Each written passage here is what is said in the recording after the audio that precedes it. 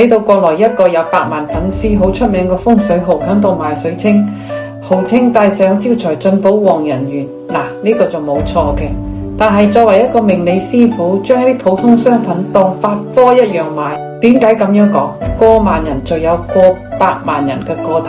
我哋懂行嘅人都知道12生肖預告、本命年大紅呢啲，我哋覺得係帶有娛樂性嘅。外行呢睇熱鬧，內行呢就睇門道嘅。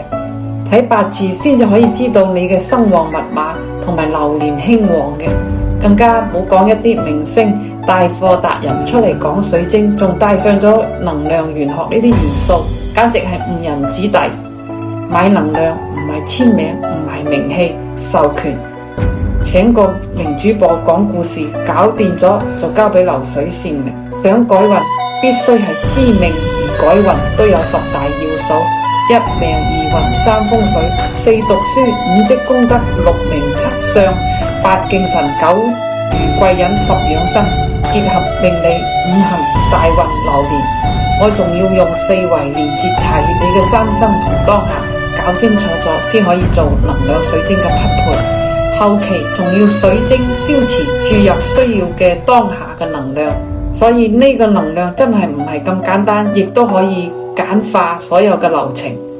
做好咗直接交寄善主，亦都唔可以接觸陌生嘅雙手，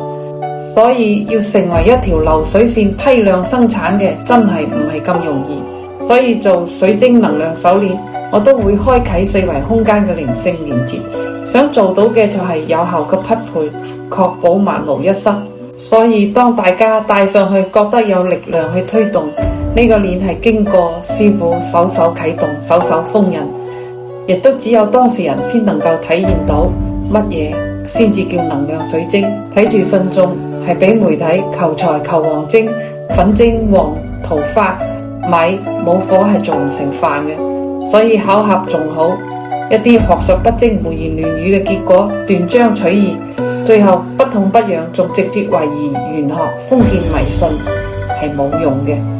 你話幾可悲？